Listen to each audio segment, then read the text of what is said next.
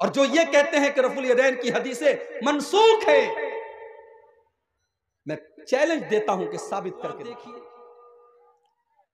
अभी एक साहब ने यह भी सवाल किया, रफुल यदैन नमाज में बहुत सारे भाई हमारे नहीं करते, कहते हैं साहब मनसूख हो गया, अल्लाह के प्यारे नबी शुरू में रफा यदैन करते थे, बाद में नहीं करते थे।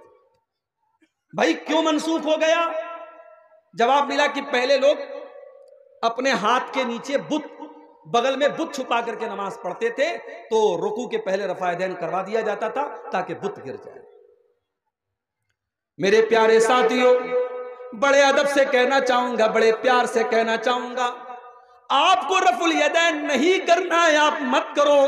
हम जबरदस्ती तो किसी के ऊपर नहीं कर सकते, हमारा काम है नबी की हदीसों को पढ़ के सुना देना। लेकिन अल्लाह के वास्ते आप रफुल यदैन ना करने की वजह सहाबे किराम को मत बनाओ और सहाबे किराम पर उल्टे सीधे इल्जाम मत लगाओ। वो सहाबा जो बुत परस्ती छोड़ करके मेरे नबी का साथ देने आए थे, क्या उन सहाबा से ये आप ये उम्मीद रखते हैं कि वो नमाज की हालत में नऊजुबिल्लाह बुत लेकर के नमाज पढ़ेंगे? अरे साहबे किराम ने तो बुतों को तोड़ा था, उन्होंने बुतों के ऊपर पेशाब व पाखाना किया था, उन्होंने बुतों को जलील किया था। साहबे किराम से ये मुमकिन ही नहीं है कि वो नमाज की हालत में बुत लेकर के नमाज पढ़े। और मैं पूछता हूं, वो कौन सा बुत था? जब पहली मर्तबा अल्लाहु अकबर कह करके आपने रफा यदैन किया तो उस बुत को तो तभी गिर जाना चाहिए था। वो कौन सा बुत था जो एक मर्तबा रफा यदैन करने से नहीं गिरा और 3-4 मर्तबा करने से गिर गया? अगर बुत था, चलो पहले रफा यदैन से नहीं गिरा, रुकू में जाने के पहले रफा यदैन किया, अब तो गिर गया, रुकू से उठने के बाद क्यों आपने किया? तीसरी रकात के लिए आप खड़े होते थे तब भी आप करते थे, आपने क्यों किया? ये बिल्कुल बनावटी बात है मेरे भाइयों, ये नकली बात है, ये झूठी बात है। और जो ये कहते हैं कि रफुल यदैन की हदीसें मनसूख है, मैं चैलेंज देता हूं कि साबित करके दिखा दे। कहना आसान है, अगर आप ये कहते हैं कि रफुल यदैन मनसूख है तो आप कोई ऐसी हदीस लाएं जो ये प्रूफ करती हो कि ये रसूल अकरम की जिंदगी का बाद का वाकया है और आपने उसमें रफा यदैन नहीं किया है। ऐसा कोई प्रूफ नहीं। और एक नहीं, 50 सहाबा की हदीसें मौजूद हैं रफुल यदैन के ऊपर, और उसमें वो सहाबा भी हैं जो बिल्कुल लास्ट में ईमान लाए थे। हजरत मालिक इब्न हुवैरिस रजी अल्लाह ताला अन्हु, ये बिल्कुल लास्ट में सन 9 हिजरी में ईमान लाते हैं और ये कहते हैं कि मैं अल्लाह के नबी के पास आया। हम लोग 9 लोग थे,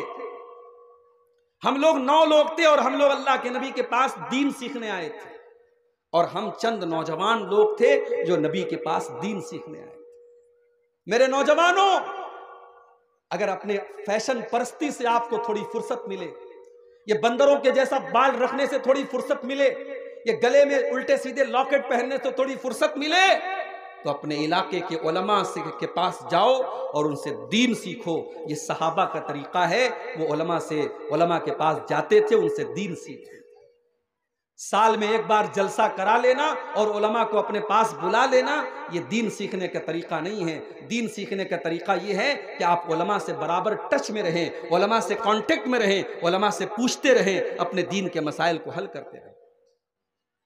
हजरत मालिक इब्न हुवैरिस कहते हैं, हम तकरीबन 9 लोग थे, सब के सब नौजवान थे, और हम अल्लाह के नबी के पास दीन सीखने के लिए आए थे। फ़अक़मना इंदहु 20 लैलतन, हमने अल्लाह के नबी के पास 20 दिन गुजारा। 20 दिन तक हम अल्लाह के नबी के पास रहे।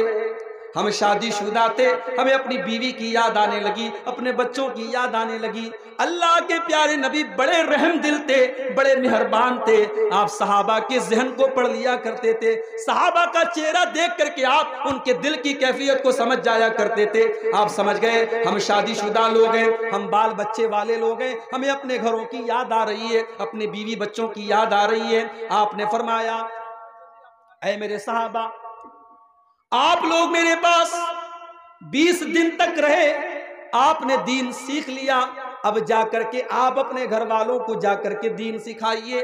उनको नमाज का तरीका सिखाइए और जाकर के जमात से नमाज पढ़िए। और जो आप में सीनियर है, बड़ा है, उसको इमाम बनाइए। जिसको कुरान ज्यादा याद है उसको इमाम बनाइए। उसके बाद आपने फरमाया वसल्लू कमा रायतुमूनी उसल्ली, और नमाज उस तरीके से पढ़ो जिस तरीके से मुझे पढ़ते हुए देखा है। ये मालिक इब्न हुवैरिस सन 9 हिजरी में ईमान लाए। सन 9 हिजरी का मतलब अल्लाह के नबी के इंतकाल के, आपकी वफात के 1.5 साल पहले ईमान लाए थे। 1.5 साल पहले ईमान लाने वाले सहाबी, बुखारी के अंदर रिवायत मौजूद है, नबी की नमाज का तरीका बयान करते हैं और कहते हैं कि जब अल्लाह के प्यारे नबी रुकू में जाने लगते थे, रफुल यदैन करते थे, अपने हाथों को कंधे तक उठाते थे, और जब रुकू से उठने लगते थे तो अपने हाथों को कंधे तक उठाते थे।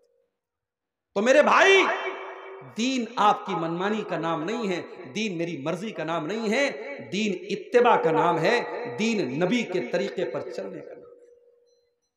तो इबादत किसकी? इबादत सिर्फ अल्लाह की। और इबादत कैसी? इबादत रसूल के जैसी। इसीलिए अल्लाह ताला ने सूरह ज़ारियात के अंदर फरमाया वमा खलक़तुल जिन्न वल इंसा इल्ला लियअबुदून। मेरे बंदो, हमने तुमको सिर्फ और सिर्फ अपनी इबादत के लिए पैदा किया है। हमारी पैदाइश का मकसद, हमारे दुनिया में आने का मकसद सिर्फ और सिर्फ अल्लाह की इबादत है, अल्लाह की तौहीद है। हम एक अल्लाह की इबादत करने के लिए दुनिया में पैदा हुए हैं। और यहां यह भी नोट कर लीजिए, जब हम इबादत बोलते हैं तो इबादत का मतलब सिर्फ नमाज नहीं होता, इबादत का मतलब सिर्फ रोजा नहीं होता। अल्लाह को राजी करने के लिए जो भी हलाल काम किया जाए वो इबादत है। अगर आप तिजारत कर रहे हैं, अगर आप बिजनेस कर रहे हैं, कारोबार कर रहे हैं, और कारोबार करने का मकसद ये कि अपने बच्चों को हलाल कमाई खिलाएं, अपनी बीवी को हलाल कमाई खिलाएं, अपने परिवार का पालन पोषण करें, तो आपका बिजनेस भी इबादत है, आपकी तिजारत भी इबादत है। यहां तक कि अपने बाल बच्चों के ऊपर जो खर्च करते हैं आप, अपने बीवी बच्चों की जरूरतों पर जो खर्च करते हैं आप, उनका कपड़ा लाते हैं, उनका खाना लाते हैं, वो खर्च करना भी अल्लाह के नबी फरमाते वो भी सदका है, उस पर भी आपको इबादत का सवाब मिलेगा। अल्लाह के नबी फरमाते हैं, बुखारी और मुस्लिम की रिवायत है, इन्नका लन तुनफिक नफकतन तबतगी बिहा वजहल्लाह। जो खर्च तुम अल्लाह को राजी करने के लिए करते हो, उस खर्च के ऊपर तुमको सवाब मिलेगा। हत्तल लुकमतल्लती तज़ौहा फी इमरातिक, यहां तक कि तुम अपनी बीवी के मुंह में जो लुकमा डालते हो, अपनी बीवी को जो खाना खिलाते हो, उस खाने के ऊपर भी तुमको सवाब मिलेगा। सही मुस्लिम की एक हदीस है, एक मर्तबा अल्लाह के नबी के कुछ गरीब सहाबा आपके पास आए, आकर के शिकायत करने लगे, आए अल्लाह के नबी, अमीर लोग तो सवाब में हमसे आगे निकल गए। आपने पूछा वो कैसे? कहा अल्लाह के नबी, नमाज हम भी पढ़ते हैं, नमाज अमीर लोग भी पढ़ते हैं, रोजा हम भी रखते हैं, रोजा अमीर लोग भी रखते हैं। आए अल्लाह के नबी, अमीर लोगों के पास पैसा है, दौलत है, वो खूब सदका खैरात करते हैं, हम तो गरीब लोग हैं, हमारे पास तो रुपया पैसा नहीं है, दौलत नहीं है। अरे अल्लाह के नबी, वो तो सवाब में हमसे आगे निकल जाते हैं। अल्लाह अकबर। मेरा नबी यतीमों का मावा, गरीबों का मलजा, मेरा नबी गरीबों का मसीहा। मेरे नबी ने उन गरीब सहाबा के दिल को तसल्ली देने वाली कितनी प्यारी बात की। आपने फरमाया है मेरे सहाबा, तुम्हारे पास भी बहुत कुछ है जो तुम सदका कर सकते हो। ऐ मेरे सहाबा, कुल्लु तकबीरतिन सदका, जुबान से अल्लाहु अकबर कहना भी सदका है, व कुल्लु तहमीदतिन सदका, अल्हम्दुलिल्लाह कहना भी सदका है, व कुल्लु तस्बीहतिन सदका, सुभान अल्लाह कहना भी सदका है, ला इलाहा इल्लल्लाह कहना भी सदका है, अल्लाहु अकबर कहना भी सदका है, नेकी का हुक्म देना भी सदका है, बुराई से रोकना भी सदका है, यहां तक कि अपनी बीवी से मुलाकात करना भी सदका है। सहाबा को बड़ी हैरत है। सहाबा ने कहा, अल्लाह के नबी, क्या कोई इंसान अपनी बीवी से मुलाकात करता है, क्या इस पर भी उसको सवाब मिलेगा? आपने फरमाया हाँ, अगर वो नाजायज और हराम तरीके से अपनी ख्वाहिश को पूरा करता तो उसके ऊपर गुनाह होता। इसीलिए जब वो हलाल तरीके से अपनी बीवी के साथ अपनी शहवत को पूरा करता है, ये चीज भी उसके लिए सवाब का बाइस बनेगी और उस पर उसको सदका का सवाब होगा। हर वो काम जो जायज है और अल्लाह को राजी करने के लिए आप करते हैं मेरे प्यारे साथियों, वो इबादत है और अल्लाह ने हमें और आपको अपनी इबादत के लिए पैदा किया है। इसीलिए इबादत की सारी शक्लें अल्लाह ही के लिए जायज है। सजदा करना अल्लाह के लिए जायज है, दुआ करना अल्लाह ही से जायज है, नजरो नियाज मानना अल्लाह ही की जायज है, कसम खाना अल्लाह के नाम की ही जायज है, भरोसा करो तो अल्लाह की जात पर करो, उम्मीद लगाओ तो अल्लाह की जात से लगाओ, और दिल के अंदर डर पैदा करो तो अल्लाह का पैदा करो। इबादत की तमाम किस्में सिर्फ और सिर्फ अल्लाह के लिए जायज। और यही पैगाम था जो सारे अल्लाह के जितने नबी दुनिया में आए, सारे नबी यही मैसेज और यही पैगाम लेकर के आए। वलक़द बाअसना फी कुल्लि उम्मतिर रसूलन अन इब्दुल्लाह वज्तनिबुत तागूत। ऐ नबी, हर उम्मत के अंदर हमने जितने रसूल भेजे हैं, उन रसूलों को यही हुक्म देकर के भेजा है कि तुम सिर्फ और सिर्फ अल्लाह की इबादत करो। वज्तनिबुत तागूत, और तागूत से बचो। तागूत किसको कहते हैं? अल्लाह के अलावा जिसकी भी इबादत की जाए वो तागूत है। तागूत से बचो, इबादत करो तो सिर्फ और सिर्फ अल्लाह की। मेरे प्यारे साथियों, अल्लाह के अलावा किसी और के बारे में यह अकीदा रखना कि वो औलाद दे देता है, वो बिगड़ी बना देता है, वो मुसीबत दूर कर देता है, इसी का नाम शिर्क है। और शिर्क से बड़ा कोई पाप नहीं है, कोई गुनाह नहीं है। सबसे बड़ा पाप शिर्क है, इससे बड़ा जुल्म कोई नहीं है। भाई जुल्म किसको कहते हैं? ये टोपी मेरे सर पे लगी है, इस टोपी को सर के बजाय मैं पैर में पहन लूं, ये टोपी के साथ जुल्म है। किसी चीज को उसकी प्रॉपर जगह से हटा करके दूसरी जगह रखना, यही जुल्म है। इबादत अल्लाह का हक है, सजदा अल्लाह का हक है, दुआ करना अल्लाह का हक है, किसी और को यह हक देना ये दुनिया का सबसे बड़ा जुल्म है। इसीलिए हजरत लुकमान अपने बच्चे से कहते हैं, ला तुशरिक बिल्लाह, ऐ मेरे बच्चे तू अल्लाह के साथ शिर्क मत करना, इन्न शिर्क लजुल्मुन अजीम, बेशक शिर्क दुनिया का सबसे बड़ा गुनाह है। अजीब व गरीब बात है, एक किताब है, उसको बहुत सारे हमारे भाई मस्जिदों में कुरान के बजाय उसका दर्स देते हैं।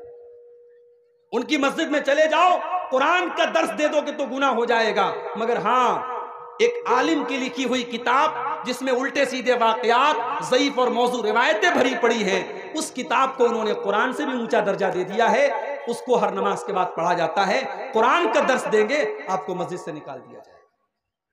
उस किताब के अंदर एक वाकया लिखा है। क्या लिखा है कि जब आदम अलैहिस्सलातु वस्सलाम से गलती हुई और जिस पेड़ के करीब जाने से अल्लाह ने मना किया था, उस पेड़ का फल उन्होंने खा लिया और अल्लाह ताला ने हजरत आदम को और हव्वा को जन्नत से निकाल दिया, तो दोनों को अपनी गलती का एहसास हुआ। अब दोनों के दिल में यह ख्याल आया कि हम अल्लाह से कैसे माफी मांगे, तो उन्होंने अल्लाह के लौहे महफूज के ऊपर देखा कि उस पर लिखा है ला इलाहा इल्लल्लाह मुहम्मदुर रसूलुल्लाह। वो समझ गए कि ये कोई बहुत बड़ी हस्ती है जिसका नाम अल्लाह ने अपने नाम के साथ लिखा है। चुनांचे उन्होंने अल्लाह के नबी के वसीले से अल्लाह से दुआ की और अल्लाह ने उनकी दुआ कबूल की, उनकी तौबा कबूल की और अल्लाह ने उनको माफ कर दिया। ये वाकया कहाँ लिखा है? एक किताब में लिखा है। किताब का नाम भी बता देता हूँ, तबलीगी निसाब या फजाइल अमाल। किताब के राइटर मौलाना ज़करिया साहब कांदलवी हैं। किताब बड़ी मुक़द्दस मानी जाती है, हमारे बहुत सारे भाई अपनी मस्जिदों में पढ़ते हैं।